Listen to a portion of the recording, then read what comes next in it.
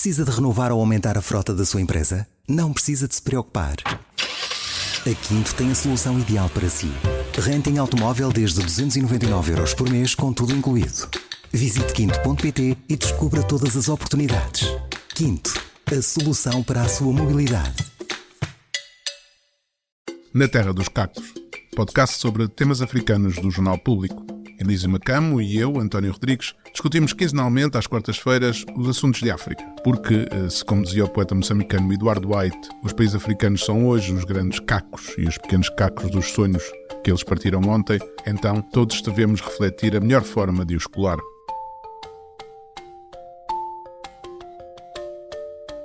Sejam bem-vindos a mais um episódio do podcast sobre temas africanos do Jornal Público. Desta vez, eu e o professor Elísio Macamo vamos conversar na primeira parte sobre o começo da campanha eleitoral para as presidenciais, legislativas e provinciais em Moçambique, que arrancou oficialmente no dia 24 de agosto e se prolonga até 2 dias antes da data para o sufrágio, marcado para 9 de outubro. Candidatos presidenciais são 4. Daniel Chapo, ex-governador de Inhambane, da Frelimo, Ossoufo Momado, o líder da Renamo, Lutero Simango, o líder do Movimento Democrático de Moçambique, e Venâncio Mondlane recebeu o apoio de 2 pequenos partidos sem assento parlamentar, o Podemos e o Partido da Revolução Democrática. Mondlane, que corre por fora, depois de não ter conseguido que a Renamo aceitasse a sua candidatura, tenta estragar as contas da oposição e sonha em obrigar a uma segunda volta com ele a enfrentar Chapo. A seguir, vamos falar sobre a relação da China com a África, a partir do caso dos aviões presidenciais nigerianos confiscados por causa de uma dívida da Nigéria a uma empresa chinesa. De hoje, quarta-feira até sexta-feira, realiza-se em Pequim o 9º Fórum de Cooperação China-África, iniciativa que começou em 2000 e que ainda hoje, 24 anos depois, continua a ser moldado por uma dinâmica de doador-receptor que leva a ser o governo chinês a estabelecer a pauta da relação, fruto da falta de uma estratégia coerente dos países africanos em relação a Pequim. Na segunda parte, vamos ter como entrevistado o ex-primeiro-ministro guineense Domingos Simões Pereira, líder do PAIGC e da coligação Pai Terra Arranca, que ganhou com maioria as eleições legislativas do ano passado, mas viu o Parlamento dissolvido, que era o presidente, e ainda antes de ter cumprido o prazo constitucional para o poder fazer. Para o poder fazer, o presidente guineense dissolver o Parlamento. Nessa altura, que o Umar Sissoko Embaló também aproveitou para admitir o governo saído das urnas, que era o governo do PAIGC, ou seja, da coligação Pai Terra Arranca. Domingos Simões Pereira vem ao podcast falar da recente declaração política conjunta assinada em Lisboa pelos maiores partidos da Guiné-Bissau e que elegeram 95% dos deputados do Parlamento guineense. Um documento que pretende responder à grave crise política que assola a Guiné-Bissau. Feita a introdução, passemos então à conversa. Os 45 dias de campanha em Moçambique arrancaram a meio gás, com o líder e candidato da Renamo à presidência, Ossoufo Momado, fora do país e com o outsider desta corrida, Venâncio Mondlane, a sair logo a seguir para ir fazer campanha na África do Sul. Como se lia no editorial do semanário Ponto por Ponto da semana passada, ao fim de alguns dias o que vemos é mais do mesmo. Mudam-se alguns rostos, mas as estratégias continuam as mesmas. Os candidatos a tentarem vender banha da cobra, animados pela noção da memória fraca que os eleitores demonstram em cada pleito. Além disso, sem Momado à vista, a campanha da Renamo segue na apatia dos funerais. Se Ossoufo Momado está doente ou não, não se sabe. A hipótese levanta-se, mas a Renamo, tal como a Frelimo, não acha que é preciso explicar aos seus eleitores, apoiantes e ao povo moçambicano em geral por que razão o seu líder e candidato a Presidente da República está fora do país numa altura como esta. Com Lutero Simango a dizer umas coisas inócuas e sem grande alcance, com Venâncio Mondlane a adotar uma estratégia populista de que é capaz de resolver os problemas complexos só pelo simples acto de ser eleito presidente, chega-se à conclusão que nem é preciso Daniel Chapo fazer muito esforço para garantir a continuidade da Frelimo no poder. Concorda, professor? Bom, é uma leitura muito dramática, mas que faz muito sentido, né? Quando a gente observa o que está a acontecer em Moçambique. Eu acho que há 2 pontos que nós precisamos aqui de separar. Um ponto é a importância das eleições, né? Por mais pobres que sejam os programas, as propostas, os projetos, é importante que a gente preserve este ganho muito importante que é de escolher os nossos líderes, de escolher quem vai tomar decisões por nós. E só por causa disso eu diminuo um pouco o meu pessimismo em relação a tudo quanto caracteriza o processo político moçambicano nestes últimos anos. Então, esse é o primeiro ponto. Mas o segundo ponto, que vai mais ao encontro do que o editorialista escrevia, aí é de facto que há uma, há uma nítida pobreza de propostas políticas, né? E isso faz com que as eleições sejam realmente, do ponto de vista substantivo, um desperdício de tempo. E, de facto, ninguém finge o contrário até. Ninguém finge estar a discutir coisas de importância para o país. O candidato da Frelimo passa mais tempo a dançar no palco do que a dizer o que pretende fazer. Temos o candidato ausente do principal partido da oposição, pelo menos até aqui. Sabe, a campanha da Renamo também não começou assim tão bem. E houve alguns problemas também com o início da campanha do candidato independente, por exemplo, com a sua saída para fora do país, mas também com o fato de ele ter que se consertar, não por sua culpa, mas por culpa das decisões que foram tomadas à última da hora pelo Conselho Constitucional, de procurar apoio de outros partidos, né? E pronto, é isso que nós temos. E a minha preocupação, Antônio, é uma outra. Eu acho que antes de fazer propostas para consertar o país, as pessoas que querem consertar o país deviam se consertar a si próprios, né? Nós temos partidos políticos com sérios problemas. A Frelimo está com sérios problemas, está numa crise jamais vista. É praticamente um partido, eu tenho que dizer isto desta forma, criminalizado, não é? E por causa da sua criminalização está a criminalizar o Estado. Os últimos 10 anos foram terríveis do ponto de vista da consolidação dos ganhos anteriores e mesmo e sobretudo da consolidação de um sistema político que nos possa ajudar a resolver os nossos problemas. Já não falo da Renamo, que parece estar em fase terminal, e eu vejo com muita preocupação o fato de alguns setores da população, com toda a legitimidade que têm, depositar a sua esperança num candidato independente. Portanto, é como se nós tivéssemos caído numa situação de messianismo, que sempre foi o nosso grande problema, não é? Porque o projeto político da Frelimo sempre teve características messiânicas. O projeto político da Cama sempre teve características messiânicas. E então algumas pessoas estão a ver a solução dos problemas do país é mais um Messias, né? E isto não diminui a importância que as ideias que a pessoa tem possam ter. Isso está fora de questão para mim, mas o simples fato de que alguém sem estrutura partidária e alguém sem nenhuma experiência de governação, né, se considere em condições de assumir uma tarefa tão pesada como esta que é governar o país, diz muito sobre tudo quanto está errado em relação ao nosso sistema político em Moçambique. Então, eu acabo mesmo concordando com essa leitura dramática que o jornal aí faz. O que eu estranho é tendo partidos de oposição que o seu espaço para mediático durante os 4 anos entre eleições ou durante os 2 anos entre eleições, depois pelos meios também às autárquicas, que não têm esse espaço generalizado nos mídia, que não aproveitem este tempo de campanha eleitoral para apresentar uma verdadeira oposição à Frelimo, ou seja, para apresentar propostas, para criticar a Frelimo com substância, ou seja, a Frelimo fez mal isto, nós podíamos ter feito assim, a Frelimo fez mal aquilo, nós tínhamos proposto isto, e o que eu estranho é isso, ou seja, as pessoas candidatam-se, querem o voto só por serem oposição.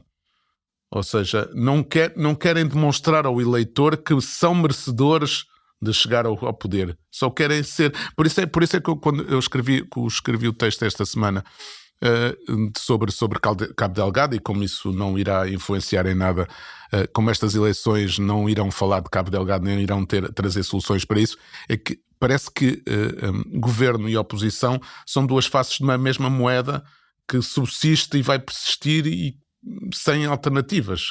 É um bocado isso que eu sinto, ou seja, não sente isso também? Sim, quer dizer, eu sinto isso aí. Eu acho que é uma descrição que faz todo o sentido. É verdade que nós nunca podemos ignorar o fato de que o tipo de cultura política que nós temos, infelizmente, apesar de nós sermos uma democracia e por aí fora, pelo menos do ponto de vista teórico e formal, o tipo de cultura política que nós temos tem a tendência de fazer do enfraquecimento da oposição parte da governação, parte da agenda da governação. Isso, por vezes, por simplesmente de forma propositada, né? Mas também por razões estruturais. As razões estruturais têm principalmente a ver com o fato de que quem controla o Estado, quem controla os recursos do Estado, controla tudo, né? Sobra muito pouco para a oposição. A distribuição neopatrimonial dos recursos do Estado garante que não haja nada para a oposição. E sem nada é difícil fazer a oposição. Eu até certo ponto compreendo porque é que a oposição não está em melhores condições do que poderia estar numa situação dessas aqui. Então há essas razões estruturais, mas há também razões políticas, né? É que há um certo compromisso por parte de quem está no governo de fazer com que a oposição seja fraca, né? E podem-se fazer coisas também nesse sentido. Então tudo isso aí converge para produzir o tipo de oposição que nós temos, né? Uma oposição que num momento tão auspicioso como este para uma oposição, porque lá vem aquele princípio político, não é? De que nenhuma oposição ganha eleições, são governos que perdem eleições. Então este é um momento auspicioso para a oposição em Moçambique, mas ela não está em condições de tirar proveito disso. E talvez até uma coisa que documenta isso muito bem é o fato de que o candidato independente que parece ter boas hipóteses de ter uma boa prestação, não creio que ele vai conseguir ganhar, mas vai ter uma boa prestação. Então que esse candidato tenha enormes dificuldades, por exemplo, em juntar a oposição. Ele só consegue fazer alianças com partidos sem nenhuma expressão, partidos que não são conhecidos praticamente. Por exemplo, a coligação, a Aliança Democrática, ninguém nunca tinha ouvido falar disso aí, né? É verdade que Podemos ter um outro perfil, é muito mais conhecido do que a CAD, mas não está a fazer essas alianças com aqueles partidos que poderiam fazer uma grande diferença. Porque eu acho que o objetivo, por exemplo, da oposição em Moçambique não devia ser necessariamente de ganhar as eleições presidenciais, porque essas vão ser difíceis de ganhar com os meios que o partido no poder tem. Enquanto uns vão de bicicleta aos comícios, o outro vai de helicóptero, né? Sabe? Num dia ele pode ter várias aparições em pontos diferentes do país e os outros não podem fazer isso aí. Então aí há de facto um desequilíbrio estrutural que beneficia o partido que está no poder. Mas ao nível das eleições legislativas, eu acho que há muito mais que estaria ao alcance da oposição, e eu acho que a aposta da oposição devia ser essa para conseguir um parlamento que possa interpelar melhor do que foi possível nos últimos anos quem está a governar. Então esse é o drama, é o drama da oposição e é o drama também do país. Né? E acha que há alguma hipótese de Mondlane conseguir chegar a uma segunda volta contra Chapo? Bom, a gente só pode especular. Eu acho que não. Eu acho que ele não tem nenhuma hipótese. Sabe, ele teria hipóteses em duas circunstâncias que infelizmente não estão reunidas. A primeira circunstância é se fosse possível conduzir esta eleição na base do debate de ideias, né? Porque eu acho que a este nível ele está melhor preparado do que qualquer um dos candidatos, né? Não significa que ele esteja a fazer ciência astronômica, né? É simplesmente que, como oposição, ele está em condições de dizer aquilo que precisa de ser feito e ele pode dizer isso sem nenhum receio de ferir, seja quais forem os interesses. Porque, por exemplo, há uma proposta que ele faz que faz muito sentido para mim, que é a da descentralização consequente, né? De descentralização, sobretudo ao nível ao nível fiscal, né? Que as províncias tenham maior autonomia na recolha de impostos e não sei quanto, e que sejam elas a decidir o que fazer com a maior parte portanto, da arrecadação. Isso é uma proposta muito boa que ele está a fazer, mas eu tenho a certeza de que há pessoas no governo que também veem as coisas dessa maneira, mas o partido está preso num jogo de interesses que não permite que essa seja uma proposta viável para ser feita lá dentro. Então, algumas propostas que ele faz não são porque sejam espetaculares, são porque ele, como oposição, pode fazer essas propostas. Mas, de qualquer maneira, se a campanha fosse feita a esse nível, nós teríamos uma qualidade de debate completamente diferente e aí ele teria realmente vantagem. Pois o outro aspecto tem a ver com o fato de que não ter a oposição, o grosso da oposição, por detrás, enfraquece a sua candidatura, sabe? Para efeitos de mediatização, sobretudo entre os jovens nos centros urbanos, tudo bem, porque para os jovens até é importante, ou para algumas pessoas que o apoiam, também é importante que ele mostre que ele não é aquela oposição. Só que isso enfraquece a ele, né? Do ponto de vista estratégico, né? Então, se essas duas condições estivessem reunidas, eu acho que ele poderia forçar uma segunda via. Sem essas duas condições, não vejo como é que ele pode forçar uma segunda via. Tanto mais que o que vai acontecer é que ele vai disputar o voto da oposição, não vai disputar o voto da Frelimo. Bem, passemos já ao segundo tema. A dívida pública dos países africanos aumentou 183% entre 2010 e 2022, atingindo em 2022 os 1,8 bilhões de dólares, trilhões em português do Brasil. Um crescimento que é quase 3 vezes maior que o aumento do PIB africano nesse período. Em muitas nações africanas, a dívida excede em 60% do PIB, o que, segundo o Instituto para Estudos de Segurança, significa maiores dificuldades para os governos para gerir os seus recursos financeiros. A China tem sido um ator-chave nesse endividamento africano, com empréstimos superiores a 170 mil milhões de dólares entre 2000 e 2022, a 49 dos 54 países do continente, sobretudo no financiamento de projetos de infraestruturas e no estímulo do crescimento económico de muitos destes países. Um dos países que beneficiou bastante do financiamento da China é a Nigéria. Muitos projetos de infraestruturas, quer a nível federal, quer a nível estadual, foram financiados com crédito chinês. Alguns dos contratos foram feitos à pressa, pouco transparentes, cujas consequências estão agora à vista. Uma empresa chinesa conseguiu que os tribunais decretassem o arresto de bens do Estado nigeriano para ser ressarcido dos montantes em dívida. Para embaraço do governo nigeriano, foram arrestados 3 aviões presidenciais em França, outro avião na cidade canadiana de Montreal, além de uma propriedade no Reino Unido por causa da dívida reclamada pela empresa chinesa Zhongshan Fucheng Industrial Investment. O presidente nigeriano, Bola Tinubu, é um dos chefes de Estado que estará a partir de hoje em Pequim para o Fórum de Cooperação China-África e muito provavelmente será um tema que irá levantar com o seu homólogo chinês Xi Jinping, porque a apreensão de aviões presidenciais a poucos dias de um fórum tão importante é uma humilhação pela qual nenhum chefe de Estado gostaria de passar.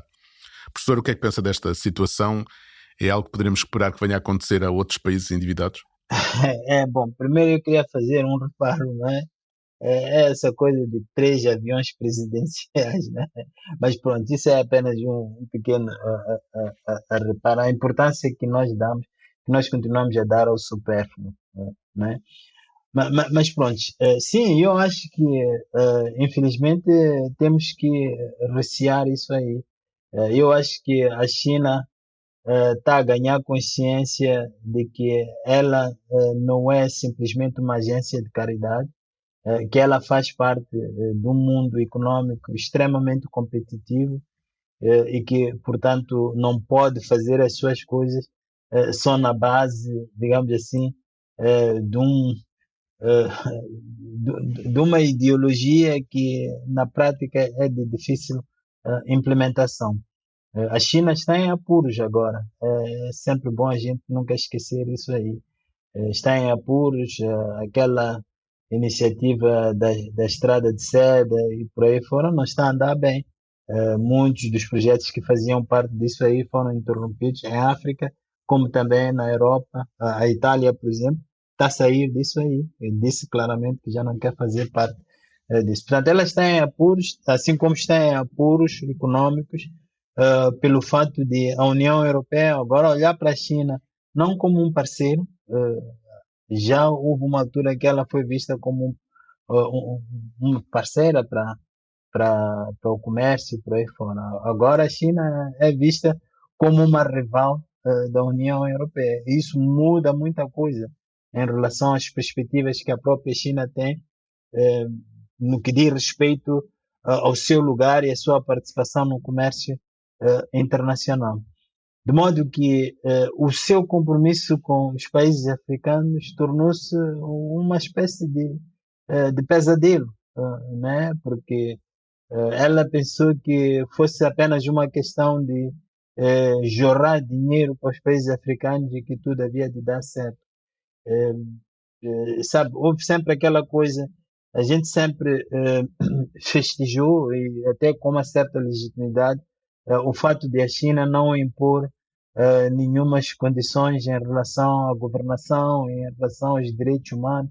A gente achava que isso era muito bom, mas o que a gente sempre ignorou é o fato de que governação e respeito pelos direitos humanos e não sei quantos fazem parte de uma visão de governação que inclusivamente torna as pessoas responsáveis, torna os governantes responsáveis.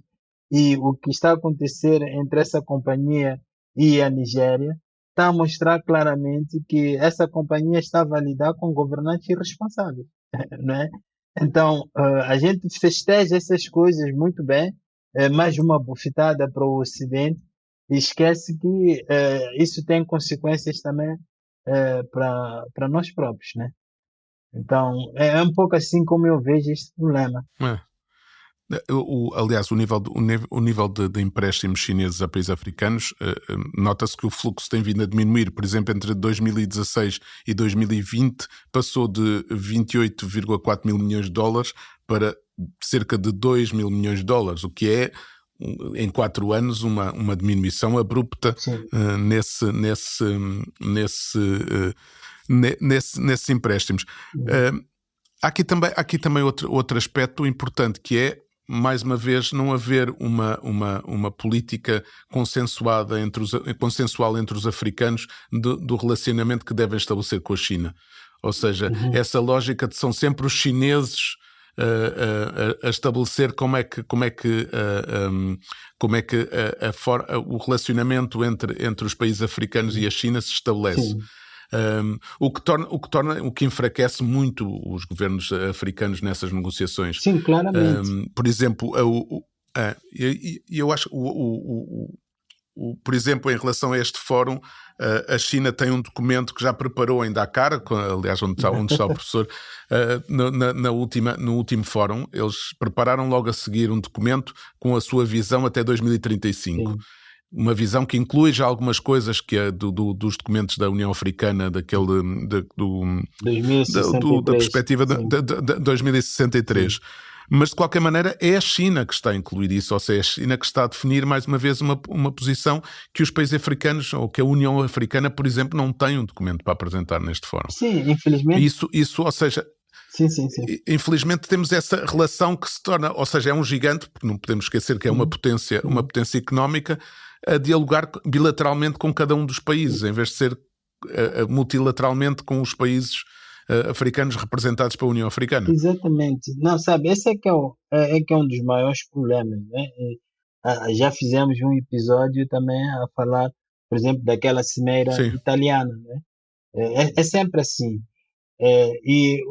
Talvez o aspecto mais interessante a destacar aí é que os outros sempre têm uma agenda clara, né? Eles sabem o que querem de África e eles sabem o que querem alcançar com a cooperação com a África. E é nessa base que eles falam com os países africanos.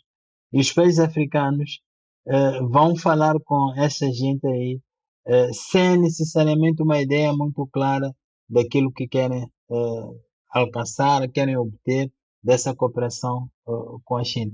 Mesmo ao nível individual, podia ser este nível bilateral muito bem, sem o envolvimento da União Africana, mas que fosse determinado por uma visão clara do país, né? Por exemplo, a Nigéria, o que é que ela pretende dessa cooperação com a China? E o que se pretende não pode ser a construção apenas de infraestruturas ou, não sei, a facilitação do comércio. Tem que ser algo muito mais profundo do que isso aí, que tenha a ver com a visão que os nigerianos têm para o seu próprio país. E, infelizmente, isto falta muito nos países africanos. Fez referência ao fato de eu me encontrar agora na capital senegalesa, em Dakar, né? E por acaso a minha estadia aqui coincide com a visita do primeiro-ministro espanhol, o Sánchez. Está cá e eu estava a ver os discursos ontem na recepção que o presidente senegalês fez. E eu notei uma coisa muito interessante, é que o espanhol sabe o que quer aqui. A preocupação do espanhol é com a imigração ilegal, né? Ele vem cuidar disso aí. Mas eu não fiquei com a impressão de que o presidente senegalês tivesse consciência clara do que os espanhóis querem e tivesse uma ideia clara daquilo que ele quer obter em troca dos espanhóis. Então, esse é o mesmo padrão que se reproduz constantemente, né? E é uma grande pena para o continente africano. Nós já tivemos tantas oportunidades de tirar melhor proveito da cooperação que temos com vários países. E, claro, não é preciso partir do princípio de que os outros são apenas generosos. Todos têm interesses. Então, ficar todo o tempo a dizer eles só querem tirar os nossos recursos, não sei quanto, é pura perda de tempo.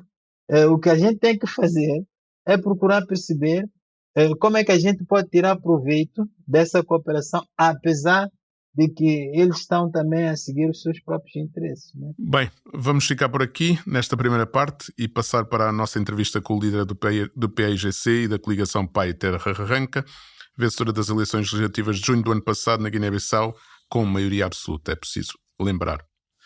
Numa situação normal, Domingos Simões Pereira seria agora, como já foi antes, a primeiro-ministro da Guiné-Bissau.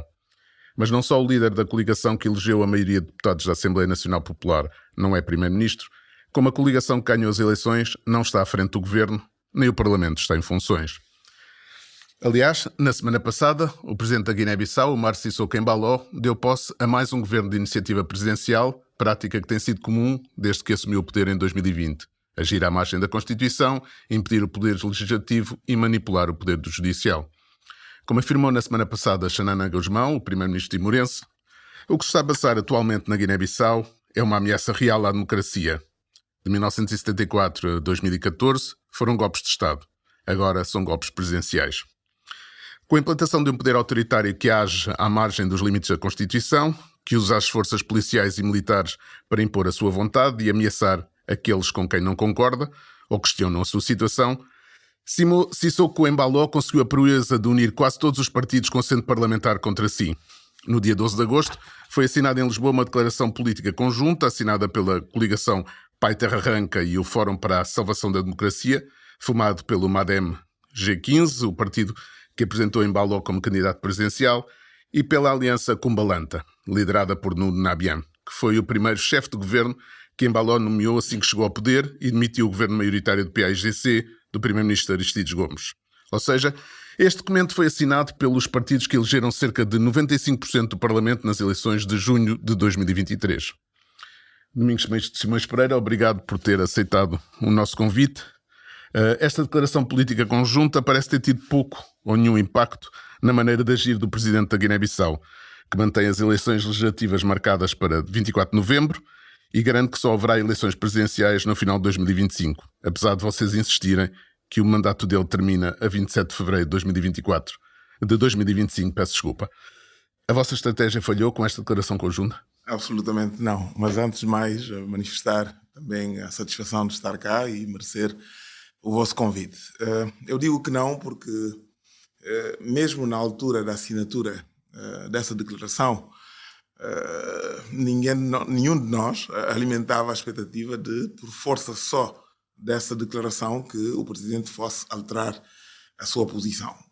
O que nós ambicionamos, e mantemos essa ambição, é que o povo guineense, a opinião pública guineense, os parceiros de cooperação nacionais e internacionais possam perceber, possam finalmente compreender que todas as estruturas políticas da Guiné-Bissau partilham a mesma avaliação daquilo que está a acontecer no país. Não é? Eu penso que está muito bem citado o facto de, inclusive, o partido que apoiou o Umaro Sissoko Embaló nas últimas eleições se dar conta, finalmente, que, de facto, se afastou demasiado daquilo que são os preceitos, não é, constitucionais e legais. Portanto, estamos, de facto, em presença de uma espécie de captura do Estado por parte de estruturas que têm o Sissoko à frente, mas que não respeitam as nossas leis, não respeitam a Constituição. Todos os direitos fundamentais estão suprimidos, as liberdades não existem.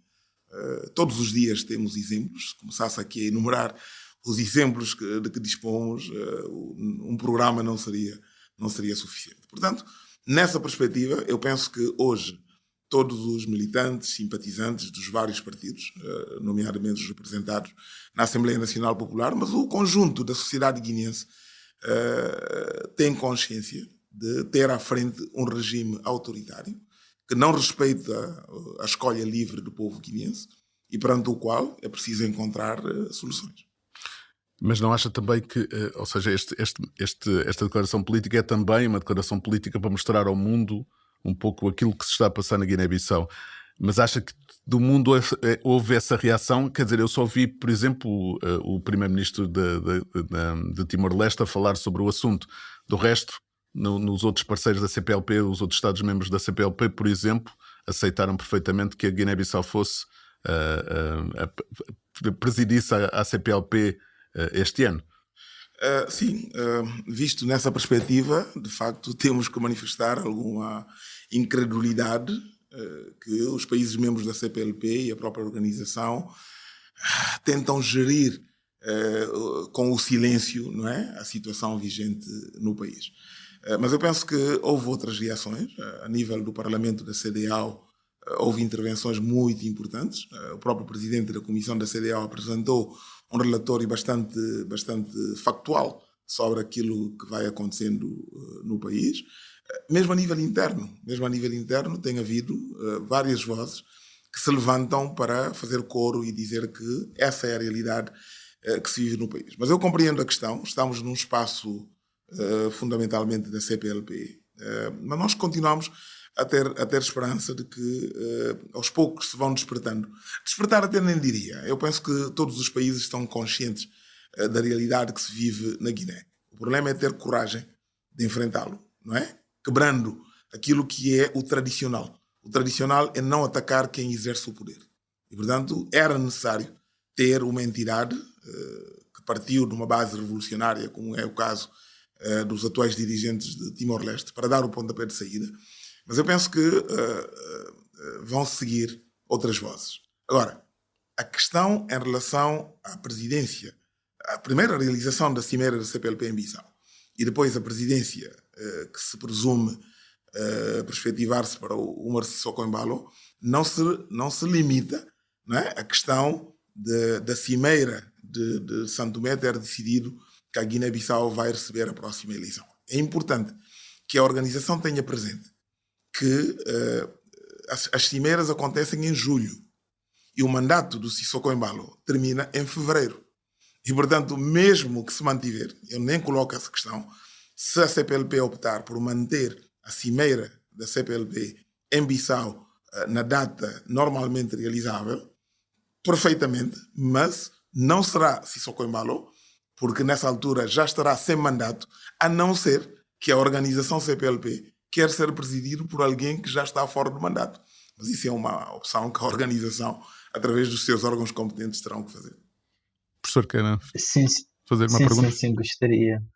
É o seguinte, por um lado fascina-me bastante a iniciativa que os partidos tiveram, sobretudo tendo em conta o passado violento na Guiné-Bissau. Eu acho sempre muito bom que se recorra aos mecanismos que estão previstos, inclusivamente na própria lei.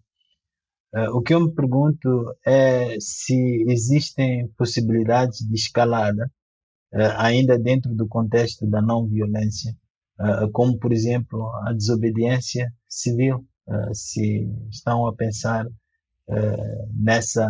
nessa ideia como uma forma de continuar a fazer pressão sobre o presidente. Eu penso que, pelo menos o PAIGC e a coligação PAI Terra Branca têm provado, não é, a sua sensibilidade e a sua preferência por ações que não façam apelo àquilo que foram realidades do passado. Não é?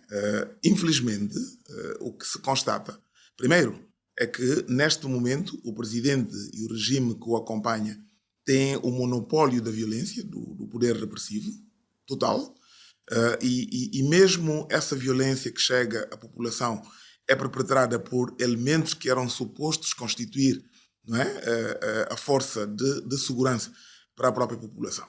E, portanto, quer dizer, por um lado, como eu disse, nós preferíamos que não houvesse necessidade disso, de recurso a outros mecanismos para que as nossas vozes fossem ouvidas. E eu, quando digo as nossas vozes, eu penso que é igual a dizer as vozes do povo sejam escutadas.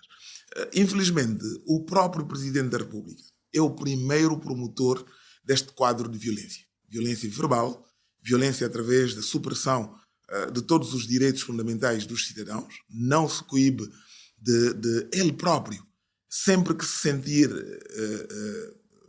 inconfortado por alguma palavra, por alguma reação, por alguma posição, é o próprio que telefona às pessoas, não é? A ameaçar, a dizer o que vai acontecer e que acontece a seguir.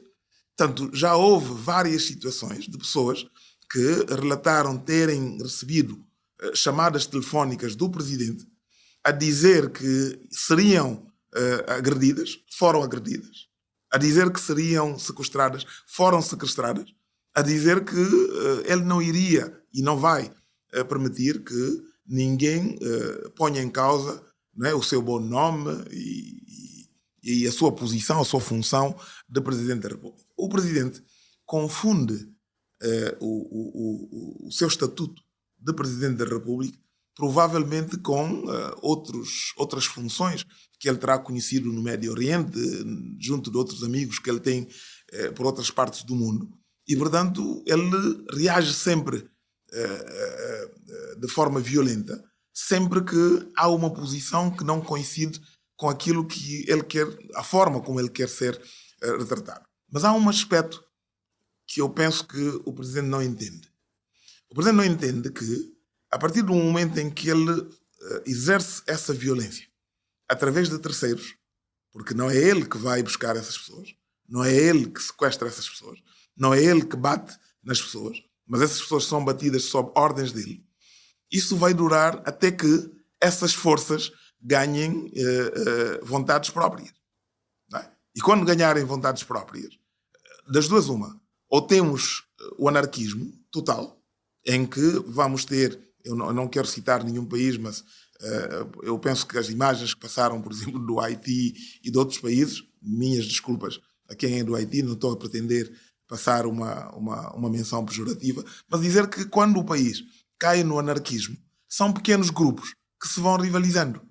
E quando os partidos se juntam, não é? Todos, para produzir uma declaração política, estamos a dar uma chance a nós próprios, estamos a dar uma chance ao país de podermos voltar a estar alinhados com aquilo que é os princípios constitucionais, que é a única opção para que o país possa preservar a paz. Então, qual será o vosso... sim, só queria... Desculpa, António. Elisa. Só Elisa. para concluir aqui o pensamento, porque o que o Domingos Simões Pereira está a dizer levanta para mim uma questão muito importante, pelo menos do ponto de vista acadêmico, né? O que é preciso para além da elaboração de leis e tudo mais, o que é preciso para que a gente garanta a estabilidade dos nossos sistemas políticos, né?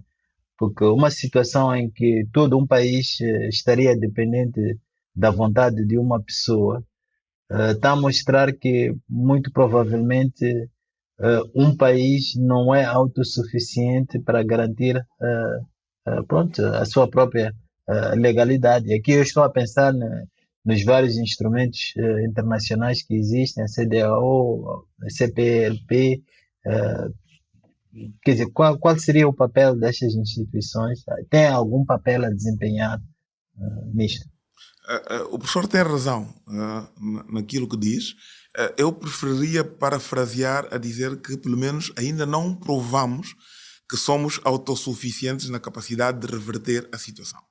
Contudo, eu acredito que tem havido não é, uma evolução. Não linear, não é? Nem sempre no sentido positivo, mas tem havido uma evolução. Que evolução é que eu encontro?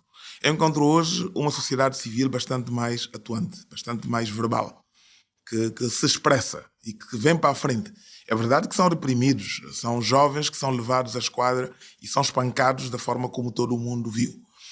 Eu penso que é relevante dizer que em 2014, quando começámos a experimentar essas sevícias e outras situações que se produziram, era praticamente o PAIGC contra o mundo.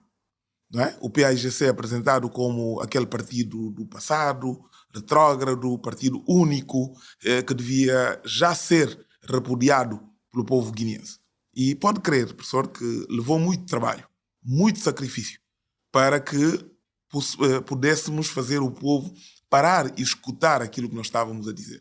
Tentar chamar a atenção que, feliz ou infelizmente para a Guiné-Bissau, não é? Aquele partido do passado, o partido histórico, o partido da luta de libertação nacional, o partido único, conseguiu se regenerar e é hoje dirigido por jovens e muito mais jovens do que eu e que estão alinhados com um posicionamento completamente diferente daquilo que é o rótulo que muita gente tenta o fixar. E, portanto, hoje, o que é que nós vemos? Para além da sociedade civil, para além de outras instâncias, nós vemos os próprios partidos políticos, né, que sempre afirmaram categoricamente olhar o PAIGC como um inimigo, como algo estranho, como algo a combater, reconhecer que o PAIGC é portador de uma mensagem, de um projeto de sociedade capaz de pacificar, capaz de produzir pontes de entendimento para que o país possa sair.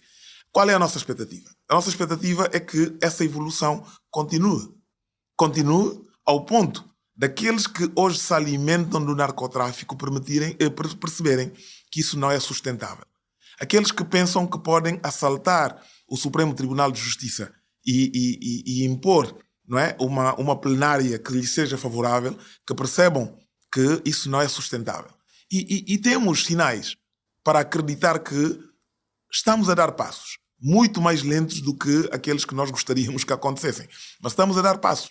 Nós vimos recentemente, não é, juízes do Tribunal Militar produzir uma decisão, um acórdão do Tribunal Militar que mandava soltar elementos para os quais não se encontrou nenhuma prova de envolvimento em alguma ação contra o Estado, não é? Que foram levados, presumivelmente, pelo menos por aquilo que os órgãos anunciaram, foram levados ao Estado-Maior, foram guardados sem informação por parte da família durante vários dias.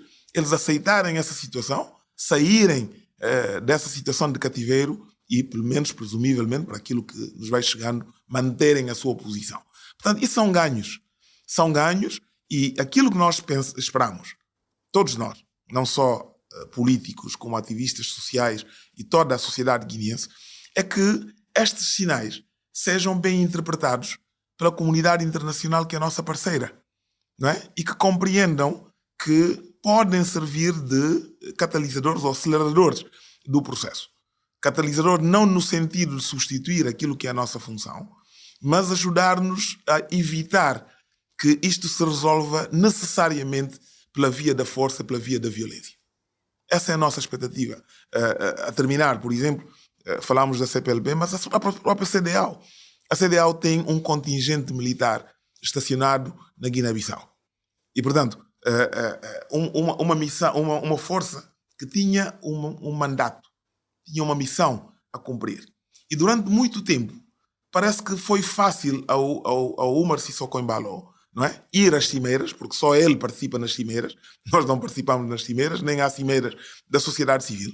Ir às cimeiras e apresentar a sua versão dos factos, não é? E com base nessa versão dos factos, reforçar o apoio que ele vai mobilizando dos seus pares para continuar, não é, a dirigir o país da forma como vai dirigindo.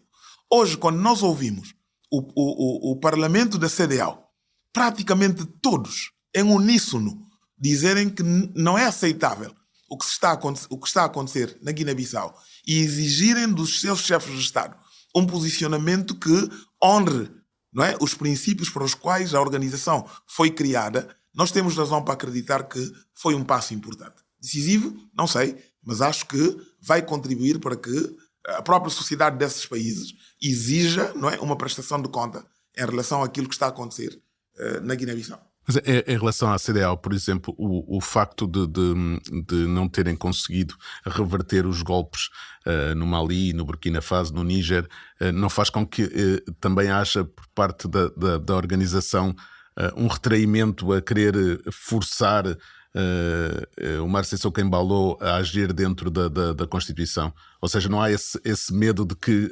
usando um discurso mais forte ou usando mesmo a ameaça de uma intervenção dessa força, que isso acabe por ser contraproducente?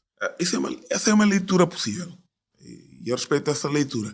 Mas eu penso que a CEDEAO devia já estar na posição de compreender que também o reverso dessa situação não funcionou.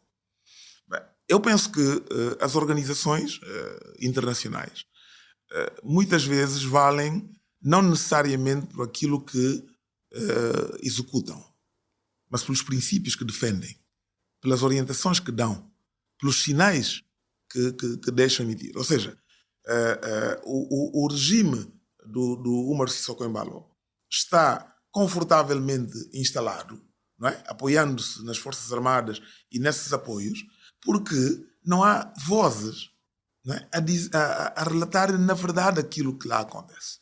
Não é? E por isso, as cimeiras transformaram-se em momentos de... Eu nem encontro o termo.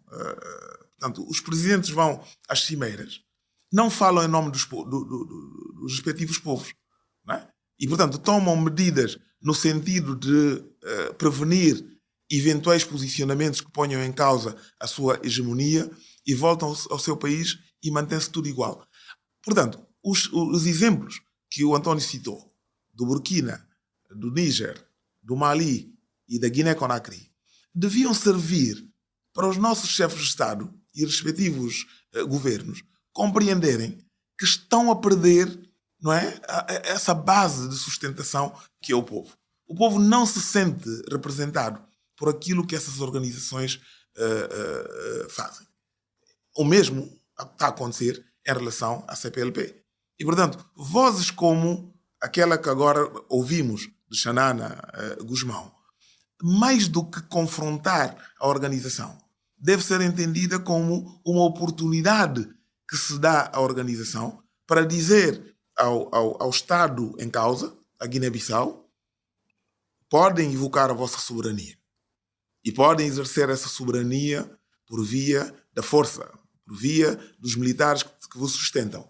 Mas nós temos informação suficiente para daí deduzir que o povo não está satisfeito, as liberdades não estão a funcionar, não é? Os direitos fundamentais não existem e, portanto, nós não podemos levar a nossa organização a alinhar-se com esses princípios. E, portanto, se quer continuar a ser um membro de pleno direito e usufruir daquilo que são as prerrogativas que esse estatuto dão, tem que cumprir um conjunto de preceitos. Eu peço desculpa, já fui longo, mas eu queria aproveitar porque estou a falar da CPLP e eu tive o privilégio de servir na CPLP como secretário executivo e acompanhei o debate muito forte, muito direto, muito frontal que aconteceu na altura em relação à adesão da Guiné Equatorial.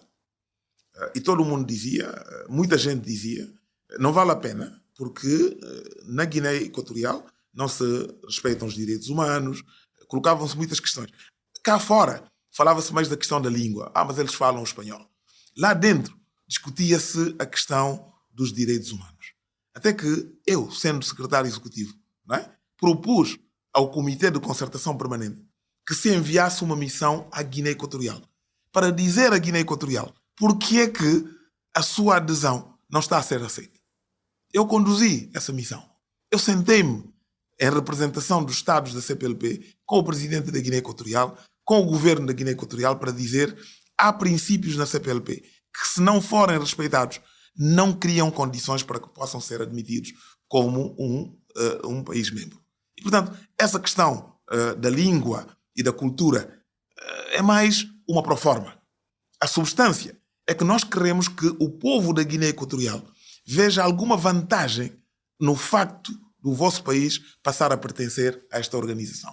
E o que é que nós estamos a falar? Tem pelo menos que aderir à abolição da pena de morte, tem que respeitar os direitos fundamentais e assim sucessivamente. Portanto, estabeleceu-se uma espécie de folha de comando e que, se hoje pecarmos no sentido do seu não acompanhamento, estamos a prestar um mau serviço à organização. Mas já nessa altura eu dizia, é muito interessante eu poder vir à Guiné Equatorial e falar com as autoridades. Mas nós não podemos partir do princípio que só porque os outros Estados já são membros, já têm esses assuntos resolvidos. Não os têm resolvidos.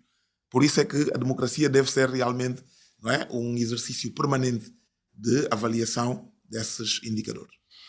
A entrevista já vai longa, não vamos poder seguir muito mais, mas eu queria só fazer uma última pergunta, que é: vão boicotar as eleições legislativas de 24 de novembro se não houver eleições presidenciais marcadas, ou o que é que vão fazer em relação a essas eleições? Eu tento evitar essas afirmações categóricas, porque quando você está em presença de um regime que tudo o que é musculação, toda a afirmação que vá nesse sentido é interpretado como um convite a tal musculação.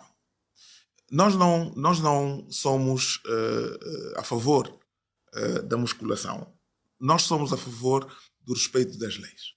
E eu penso que não exige muito reconhecer que a Constituição da República da Guiné-Bissau diz claramente que a partir do dia 27 de fevereiro de 2025 temos que conhecer o novo Presidente da República.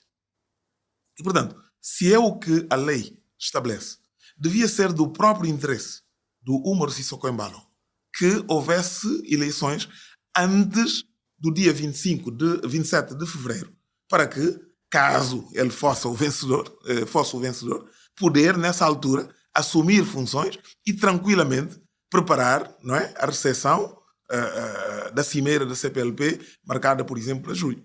Portanto, quando à volta de algo tão limpo, tão cristalino, como está definido na nossa Constituição, se cria toda esta confusão, eu penso que o principal objetivo é fazer com que o povo não entenda. O problema é que o povo já entendeu. E não há como reverter essa situação. Eu não resisto a mais uma pergunta. Domingos, teve problemas de relacionamento com o anterior presidente José Mário Vaz? Tem problemas de relacionamento com este presidente? O problema é dos dois presidentes ou é seu? Eu penso que podíamos colocar a coisa de outra forma. O ex-presidente teve problemas com o povo guineense. O resultado das eleições de 2019 provaram isso. Não é? Este presidente está a ter problemas com o povo guineense.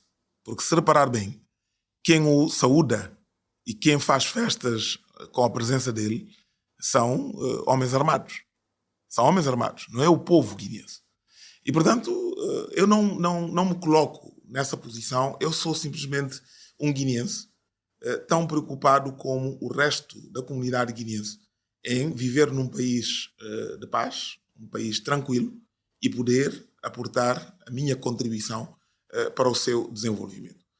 Se no curso disso me encontrarem faltas, sou um homem, posso ter erros, que esses erros me sejam apontados e que esses erros sejam objetivamente julgados e não continuarmos nesta procura de elementos. Eu já tive uma situação quase caricata. Tenho um primo que vive na Itália e que uma vez me disse: Domingos, tu já foste acusado de tanta coisa que não é possível que sejas inocente em relação a tudo.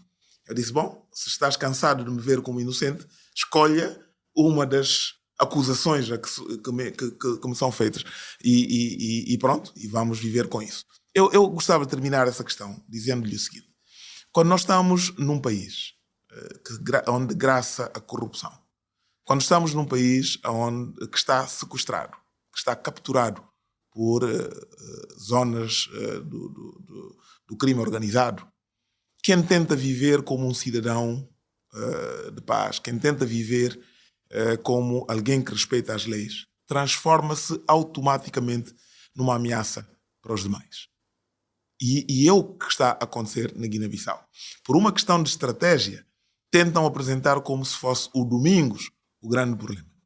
Se eu não existisse, espero que exista ainda por algum tempo, mas se eu sair, eu estou em Portugal, posso decidir que, pronto, não há condições para estar na Guiné, vou agora tentar explorar outros domínios. Iriam fabricar outros domínios. Ia surgir outro domínio. E este processo irá continuar. Eu penso que a solução não é essa. A solução é ajudar o povo guineense a decifrar o que está a acontecer no país e, tendo-o decifrado, mobilizar todas as suas forças para dizer, seja as Forças Armadas, sejam os tribunais, seja a sociedade civil, sejam os partidos políticos, que a nossa Constituição é aquela lei que nós adotamos para regular a nossa vida. E, portanto, quem a infringe tem que merecer o julgamento e tem que merecer punição. Domingos, muito obrigado por ter estado aqui neste podcast. Foi um prazer. Foi um prazer. Abraço. Obrigado. Um abraço, irmão.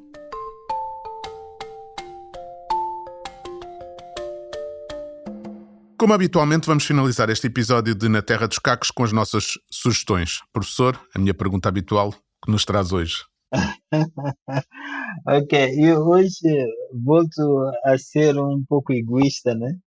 Porque ainda ontem saiu uma nova publicação. É verdade que esta publicação está em língua inglesa, é uma publicação coletiva que tem muitas contribuições de vários académicos africanos, tanto sob a direção de uma colega antropóloga alemã chamada Katharina Schramm e de um colega académico zimbabuiano, Sabelo Ndlovu Gachene. Então eles publicaram um livro com o título, bom, em inglês é Knowing, Unknowing, African Studies at the crossroads. Portanto, algo como saber e não saber, ou desaprender praticamente, e estudos africanos na encruzilhada. Portanto, que é uma reflexão sobre os estudos africanos, que,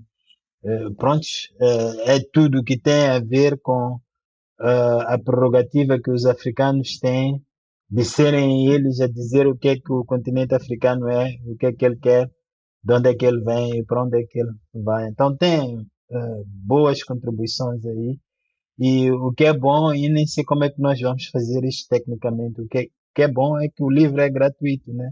Portanto pode ser baixado num site aí, não sei se vamos poder incluir isso aí nas notas do podcast, do episódio, porque seria bom para as pessoas poderem aceder. Depois eu também tinha, assim, rapidamente, eu sei que talvez não encaixe bem com a altura em que nós vamos publicar o episódio, mas há um evento muito interessante em Angola, o Centro de Estudos Africanos da Universidade Católica de Angola, que é a comemoração do centenário de Wanyenga Chito, com uma mesa redonda sobre o mestre da moda, né? Que eu acho bom, é sempre um personagem muito interessante, e sobretudo para Moçambique, nesse período eleitoral há muitos mestres da moda, né? Isso vai ser no dia 4 de setembro, às 15 horas, né? Mas vai ser tanto virtual. Então, se as pessoas puderem, eu acho que há de ficar um registro disso aí, e quem estiver interessado pode lá ir ver na página do Centro de Estudos Africanos da Universidade Católica de Angola. Quando nós tivemos, quando publicamos este episódio já passou, porque foi terça-feira, mas pronto, mas há o registro e as pessoas podem sempre voltar para ver. É preciso lembrar que estamos a gravar isto sexta-feira, portanto. Portanto o programa, o episódio vai para o ar na quarta-feira. Eu, pelo meu lado, venho falar do lançamento da Africa Focus Books, que é uma editora da Africa World Press, que vai ser inaugurada com o lançamento de uma coleção de ensaios sobre o tema da solidariedade global no século XXI, chamado None of Us is Free Until All of Us Are Free. Nenhum de nós é livre enquanto não formos todos livres. No prefácio, a ex-primeira-dama de Moçambique e da África do Sul, é preciso sempre dizer isso, Graça Machel, escreve: os capítulos desta coletânea constituem um grande recurso para os que se dedicam ao árduo trabalho de criar e manter redes de solidariedade de ativistas, organizações e instituições. As vozes que encontrarás nestas páginas ilustram bem estas ligações transfronteiriças que nos ensinam e inspiram a todos. O livro estará disponível a partir de outubro-novembro, embora o seu lançamento oficial seja só no encontro anual da African Studies Association, que se realiza em Chicago entre 12 e 14 de dezembro. E com isto tenho dito, professor, muito obrigado, mais uma vez, pela sua sabedoria, e voltamos no próximo episódio. Tá bom. O público fica no ouvido.